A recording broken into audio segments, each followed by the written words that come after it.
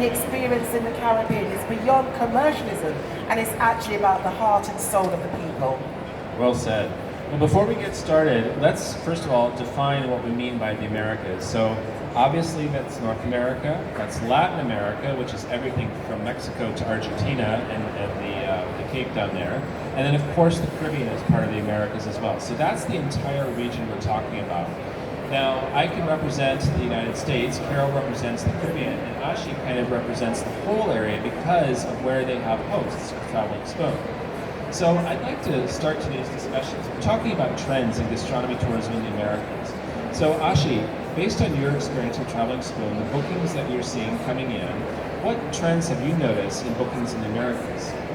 Well, for starters, it's been really exciting to see how people are looking to not just check off landmarks when they visit a city or just at restaurants, but they're really looking to understand the local culture. And the way to do that is through activities and through experiences. And food is one of those ways in which people truly open up and share stories about each other. So it's wonderful to see this interest in more authentic experiences and in more authentic food. It's great to see people not only looking for fancy restaurants, but also looking for those, what we call local dives, where they can get truly authentic food. Having said that, what we've seen, and a lot of companies in the US are doing this now, which is really exciting, is to use storytelling as a way to get people to connect with these cultures.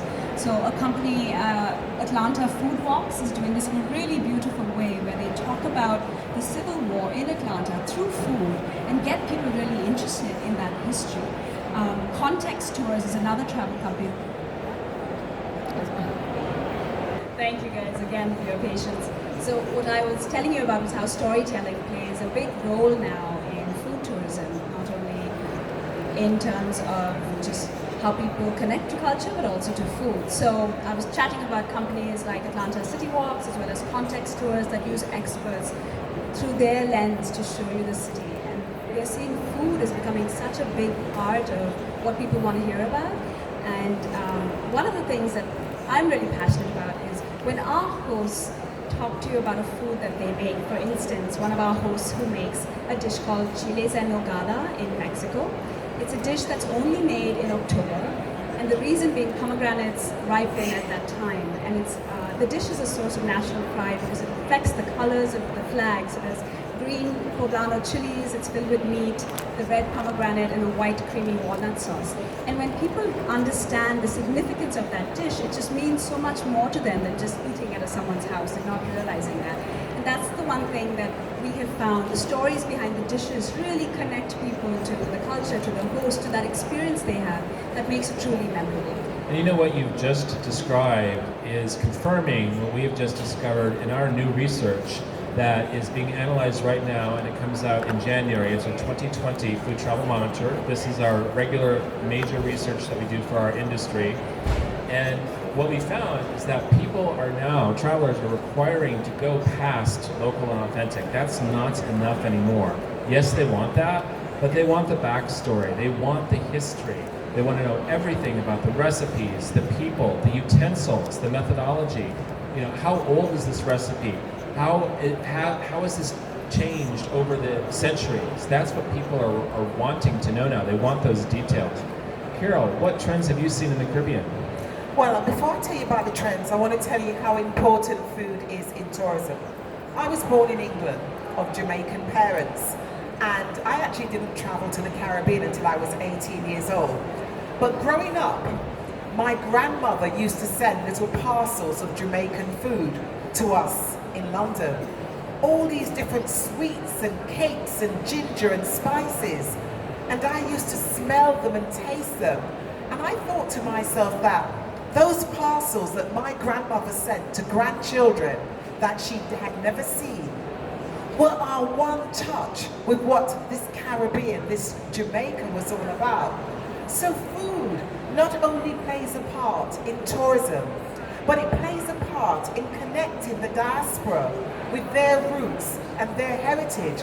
Because that little box that my grandmother sent with cakes and spices and treats is what has led me to a career in tourism today. And she would never have known just how sharing those tastes and scents and flavors with a child could have actually have influenced her entire career. So looking at the trends, in this business of tourism, we've seen many trends in the past few years. We've seen what's known as the disruptors, Airbnb, Uber. But what that level of disruption has done is to really create a place for the community in tourism. And we all know that when we look at the pillars of sustainability, the community is very important. What it has enabled the tourists, the visitors to do, for the travelers, for the tourists, is that when they're staying in the homestay programs, when they're staying in villas, or when they're staying in all-inclusive hotels that they want to explore from, they have the opportunity to go into communities, to meet with people, and to find out about the foods that are not normally on the hotel menus. And I always say to visitors to the Caribbean, when you get there, speak to the taxi driver. Don't just sit in the back quietly. Say to him, where do you have lunch? Where do you go to have a drink? Where do you go on a Sunday when your family is having that time and they want to eat something local? If you really want to find out what's trending, speak to the locals, speak to the people. We can tell you about all the global figures, but the heart and soul of the people can tell you what's happening. And what we found has been really good for us in the Caribbean, particularly in the low season, is to host a number of events that are linked to food, whether it's a jerk festival, a mango festival, a rum and food festival. All of these things enable us to showcase what the region has to offer. It sustains our tourism business during the low season, and it gives the visitor, the traveler, the opportunity to take back something that is unique to that country. And what I've found is going even further, where I live in South London, is that when on a Saturday, when I don't feel like cooking, and I go to my local Caribbean restaurant, it's not only Caribbean people in the restaurants, there are people from all over the world. And I'm amazed when I hear them asking for particular foods. And a lot of these Caribbean restaurants also prepare halal food as well. Why? Because in the Caribbean we have so many different groups and faiths represented. And outside of the Caribbean, people want to explore these tastes. So that's what food tourism has done for the Caribbean. It's allowed us to work with our communities. It's allowed us to overcome low season, and it's allowed us to explore and develop our culture and our heritage outside of the Caribbean, but to take it to as far as some of our source tourism markets, so that what they receive in the Caribbean, they can continue to explore and sample at home, and go into their local supermarkets and ask for Caribbean foods. And they're even asking for some of the Caribbean brands by name. And for us, that strengthens the linkages between tourism, export, agriculture, and the development of our people. What Carol just said reminded me of something that we didn't even realize when we started the company. So when our hosts would try to decide what to offer, they would say, oh, what do the customers want? What do the travelers want? And they're coming to a different country, they're coming to a different city, a different province within that town, and they don't know. And so they want to be surprised, and they asked our host to show them what they were taught growing up, like their grandmother's recipes, what they ate on a certain festival, or just generally growing up, right? They didn't want what they found in a restaurant because they could get that in a restaurant. So while we thought we needed to offer menus through these home dining experiences, we actually realized that's not important to travelers at all. They're looking for something that's deeper. They're looking for something that you can show them, and they want to be surprised, which is really exciting to see. The interesting thing in hearing both of you speak is that food and drink connect all people. So regardless of race, gender, religion, sexual orientation, whatever it is, we're all people, and we all love to eat, regardless of where we are in the world. And food is a tool for communication as well. We don't even have to speak the same language. I can't tell you how many times I've traveled, specifically at an event where I was in Korea. And they didn't speak English, I didn't speak Korean, but we spoke through food. And Carol's passion about how this food brings together their own people, but it brings together the travelers, the visitors as well. And so it's connected, so there might be a festival, but then you've got locals there and the visitors are there enjoying it, and they can connect, they can talk, they can learn things from each other. So food is cross-cultural communication. But I think an important aspect of this is not all destinations are at the same level of readiness. And so products have to be prepared, developed, and packaged for promotion. And that, I think, is a challenge, because you look at countries like Peru, which has done a tremendous job in branding themselves as a specifically gourmet destination. But then you look at other places like Ecuador has fantastic food. They don't do anything with it. Have been pushing a little bit their chocolate, which is fantastic, some of the best chocolate in the world. But there is a huge opportunity missed there. We all know, well, many of us know about the various cuisines in Mexico, for instance. And some of the Mexican gastronomy, which is fantastic and completely different from a Mexican-American cuisines. But what are they doing to promote those? Very little. I think Canada has done a fantastic job of promoting a lot of their cuisines across the different provinces. The United States, a bit of a mishmash, it's kind of a free-for-all there. But you got to develop these before you promote them, and I think it's a challenge, because some destinations may want to do something like right here, the Cayman Islands put their Cayman culinary guide up here. Okay, great. I haven't had a look at this, so I don't know what I'm looking at, but they've obviously put some effort into it. Yeah. So Eric, that reminded me, in the US we think of the South as having a very distinctive and delicious cuisine. Californian cuisine is prominent. The styles of cooking in New York are great, but the rest of the country people don't know about. And we had this one host who was in State College, Pennsylvania, and I was like, what are you going to be offering us, from there that makes it so American and that gets to the heart of the US? And he was like, actually, I want to offer a tailgating experience. And I don't know how many of you know what tailgating is, but it's a party that happens before an American football game. And they have ribs and chicken wings and potato salad and very truly American things. It's actually a wonderful part of that culture. But how do they have that? How is it served? Explain. It's out of a truck outside the stadium in the parking lot. So it's not gourmet. It's not what you would think of as a luxury truck or experience. a station wagon, or what do they call it? The back of state someone's car. state wagon here? Yeah, state wagon. Yeah. And but it's just so much fun, because you get that energy of being in a football stadium, cheering for the same team, and it's honestly a college football thing too. It's not even national. But when I heard that, I was like, oh my God! It's on us to sort of dig deeper to find the heart of what makes people a community in that region, and more often than not, it's. Carol, would you like to add anything about product development? Yes, definitely. I mean, the Caribbean, a number of years, we did come up with a food tourism strategy, and we are currently working on that for our Sustainable Tourism Department that's based at our head office in Barbados. Also, a number of our destinations, they've been working with various international groups and within the region to develop their own policy through their own tourism product development departments, through their own standard departments, through their own export agencies. So there are a number of programs in place right now to develop food tourism in the Caribbean. And we've got destinations who are doing it well. And for example, the Cayman Islands is here, and I know that they're also having a major event in the Cayman Islands, and I think it's in January, because we actually have a journalist who's going down who won that ticket at our recent media event. So there's a lot of work that's going on.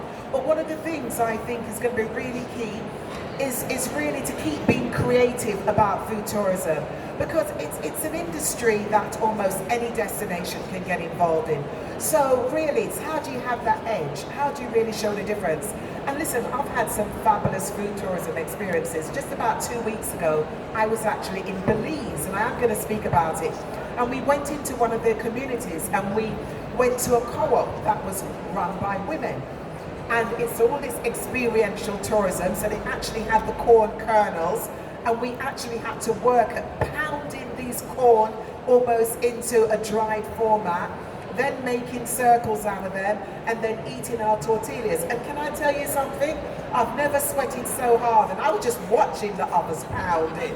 But it was a wonderful experience. And then also we had another experience again in Belize, for example, where we actually went into a kitchen area. And again, the ladies took, us through the experience of making soup, making the tortillas. But believe me, visitors don't mind working for their supper. They don't mind actually going into the kitchens, speaking with the ladies and the people there. And it's hot work, but you know what? It is absolutely fantastic. And I've even got those images. And from my own experience as a tourism person, I realize that people want to get hands-on, they want to make their food, they want to eat their food, and whether they wash it down with a local fruit juice, a rum punch, a local beer, it makes no difference. It's all about the experience. But what I've said to people is that when we're having visitors into the kitchen area, looking at policy, we've got to look at health and safety. We've got to be careful about allergies, and we've got to ensure that at the end of the day, it really is a fulfilling experience. And you think about it, I've been in tourism for more than 2 decades, and I'm talking to you about my experiences. So imagine how the visitor must feel. I've been to St. Lucia, I've been into the chocolate area at Jade Mountain, the luxury hotel, and seen how they make chocolate from the whole bean to table process. People want that experience. They want the farm to table experience. They want to speak with the chef. Yesterday at the food tourism event, our food was... Food Trucks London. Yeah, say it again.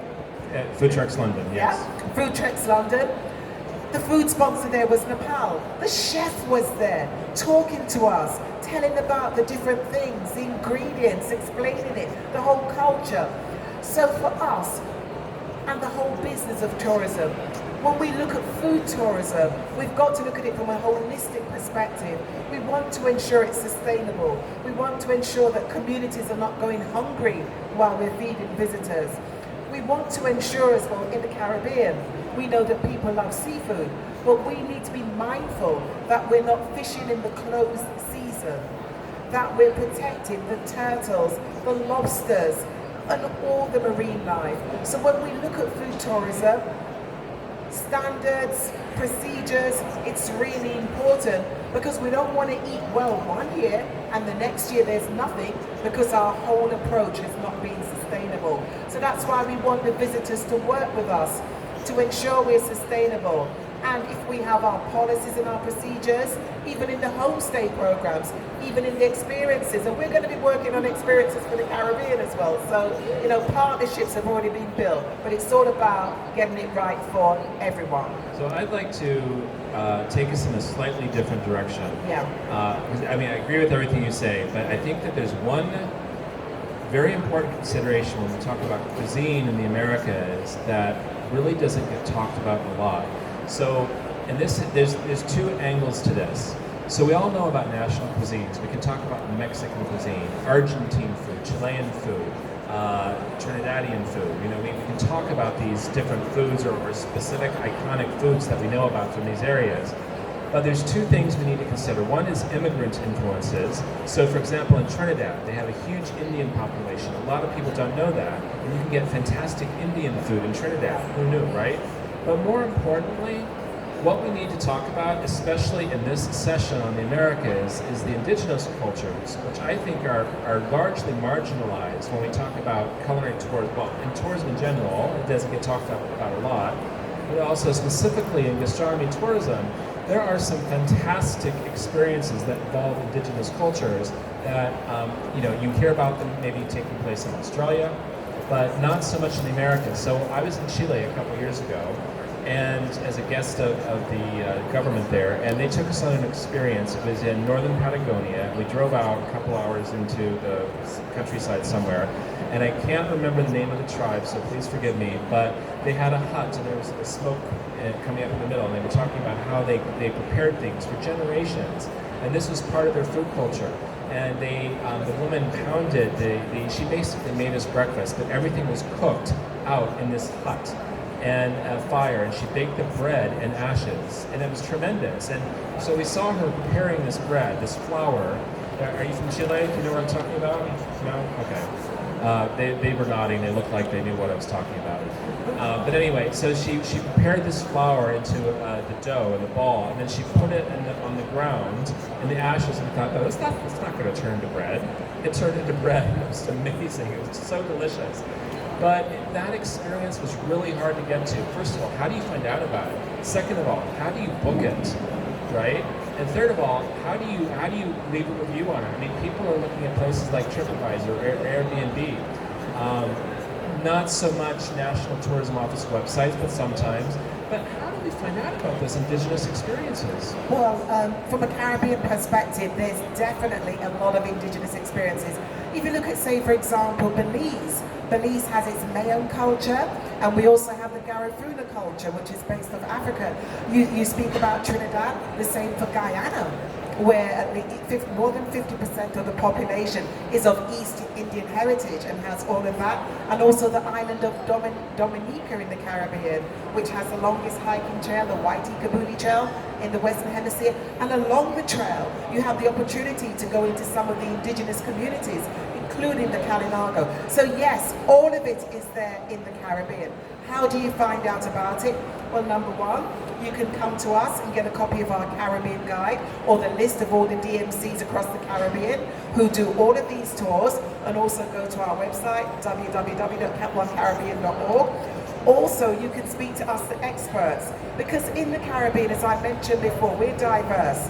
You have the French-speaking Caribbean, and my colleague Florian is here. His heritage is Guadeloupe. So we've got the French Caribbean, we have the Dutch Caribbean, we have the Spanish Caribbean, we have the English-speaking Caribbean with all its influences from Africa.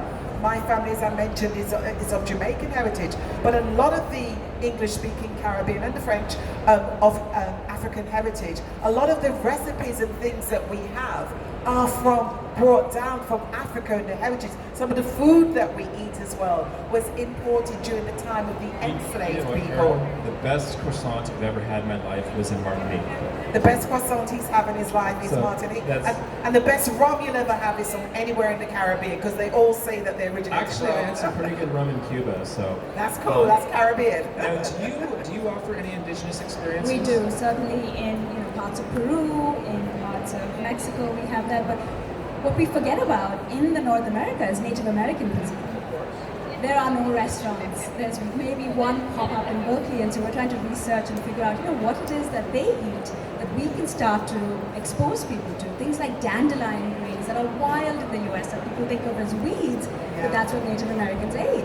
We've got back then and now as well, they have herbs that we've never heard of, again, that we think of as weeds that they're eating. So we're trying to uncover those foods, but in an experience where you understand not only just what you're eating, but how to make it as well, so that you can continue on those traditions and those legacies.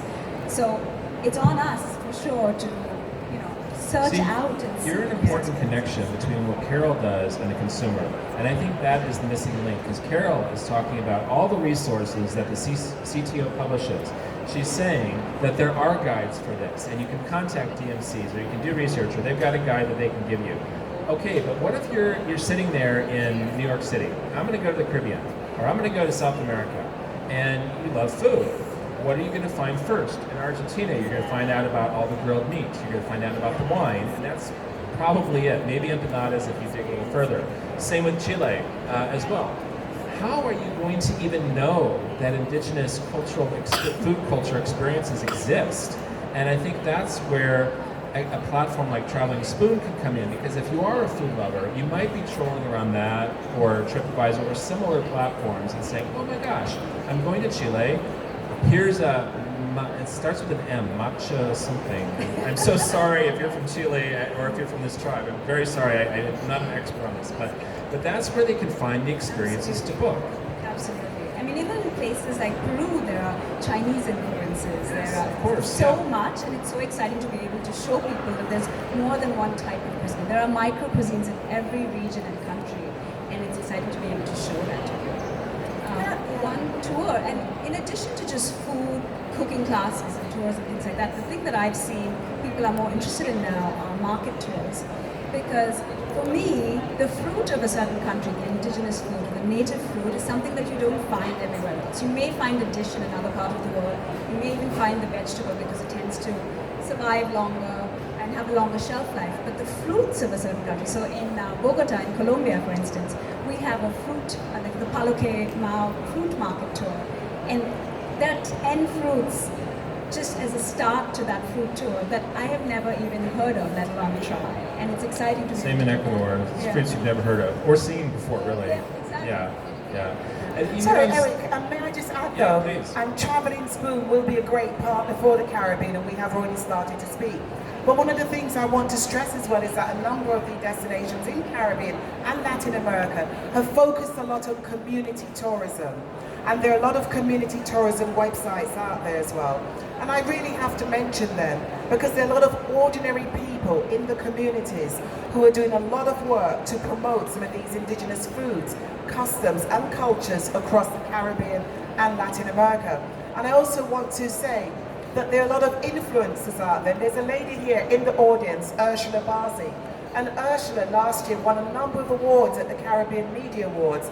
And she's of Caribbean heritage. And I really want to give a push to a lot of the influencers who are of Caribbean heritage. Because long before it became mainstream, these influencers were out there speaking about the Caribbean, Africa, and other destinations in the world, and speaking about a lot of the foods and cultures and traditions that their grandmothers and aunts and other relatives shared with them. So I encourage you to follow some of the lesser known, some of the less traditional influencers. They have long got to the heart and soul of community tourism and aspects of tourism that have now only become trendy. But these people have been there a long time talking about food tourism, and I really do want to give Ursula and the others a push because they've been doing it unrecognized for many years. Absolutely. Cheers to Ursula. So we've talked about indigenous cultures. We've touched on immigrant influences a bit, and when Ashi was mentioning the Japanese influence in Peru, which is tremendous, I would like to know how you feel about these fusion cuisines, where we talked about the Indian influence in Trinidad, for example, the French influence in Martinique.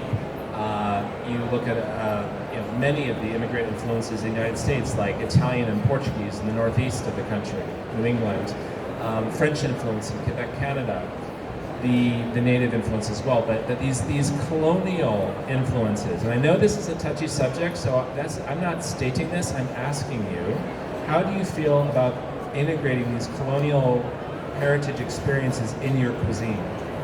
Well, certainly on behalf of the Caribbean, which is, as I said, such a diverse region, we've always been doing that because people have always traveled across the Caribbean region, intermarried, worked, studied. So there's always been a fusion of food from Asia, the Middle East, Africa, Europe. We know no other lifestyle and we welcome it. What we don't like, and I'm going to go there, is jerk rice and things like that. No, we don't like it because first of all, we understand what can or cannot be jerked, and you do not jerk rice grains. Okay. So that's where we don't like, cultural misappropriation, I think we'll be polite and say. What we want is for the culture to be respected, for the food to be respected, and we welcome fusion. I mean, when we started making chocolate in the Caribbean, we never thought of putting pepper in our chocolate. But what about it chefs? works. What about chefs who innovate? So you're not talking about Americans taking rice and jerking it. You're talking about maybe Caribbean chefs who are innovating. How do you feel about that? Oh, I love innovation. And the Caribbean Hotel and Tourist Association, every year they host a big event called A Taste of the Caribbean. And all the chefs and the bartenders in our innovative Caribbean, they are there being really creative with the food, the vegetables, and also looking at other types of food, respecting the fact that we have vegans, we have vegetarians, pescatarians, halal, kosher. So a lot of innovation is taking place in the Caribbean to fuse, to recognize, to be inclusive in our food. And I encourage that, I support it. We need it because all of what you've brought to the table today will really help us to be more innovative, competitive and sustainable. But what we don't want is the people to look at Caribbean food and misappropriate it. Respect the culture. Speak to a local chef. If they're not sure what can be jerked or steamed or baked or anything, go local, speak to the locals. Our mama always knows how to cook the food well. That's for sure. So Ashi, do you have immigrant or fusion experiences represented in your Absolutely. hosts? For us, it's very simple Can you because give us some examples? Yeah, for sure. We work directly with locals, and so it's what they want to offer. We give them a chance to really express themselves creatively. So for us, there's this thing about authentic and what is authentic, and for us, it's what the locals grew up eating and what they want to serve. If it has modernized over the last 10 years, then that's what they're eating, and that still as authentic as something that their grandmother made 20 or 50 years ago.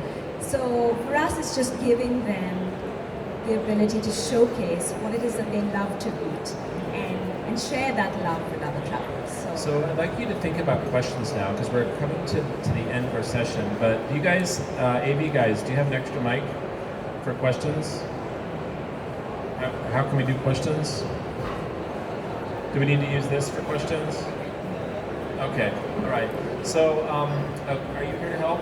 Oh, thank you. Great. So if you have some questions for any of us about trends in gastronomy tourism in the Americas, or specifically the immigrant influences, the indigenous influences, cultural misappropriation, anything that you want, if you want to go there, Carol's here to talk about that. Ashi's here to talk about integrating with consumers. Let's hear your questions now, please. Surely there has. Ursula, maybe you have a comment as well. Oh, come on, Ursula. Think of something. Hi, nice to Hi, meet you. Conchetta. Yeah. Hi, Eric. Thank you very much for your passion, first of all. And I'd like to ask you, in your dishes, have you spoke about vegetarian, vegan option, these kind of things? Do you have any example of your traditional cuisine revisited with ingredients suitable for this kind of guest, vegetarian, vegan, or kosher, halal, something like this? Absolutely. We're seeing a lot of dietary restrictions, and what's exciting about making this an experience is that when you're cooking the food yourself, you know exactly what's going in. And people with allergies and with dietary restrictions find that Traveling Spoon Experiences gives them a lot more comfort and confidence because they're seeing exactly what's going on in the kitchen rather than sometimes behind closed walls, you have no idea. Having said that, it's great because things like that are challenging to our hosts to come up with ideas to have a vegetarian meal or to come up with a vegan meal. And people love that. Our hosts love that, to be given that challenge to say, you know what, I want to make this dish and show you the flavors that I grew up with, but if you can't eat meat, I'll do that with mushrooms or another vegetable. And so it's actually really exciting for them to be able to do that. I should also add, I know, as we go around the world promoting the Caribbean, I get asked those questions. And I always have to say, well, first of all, I just want to make it clear that these people live in the Caribbean also. We have people in the Caribbean who are vegans, who are vegetarians, pescatarians. We also have people who are Rastafarians and people who follow the raw food diet. It all exists already in the Caribbean.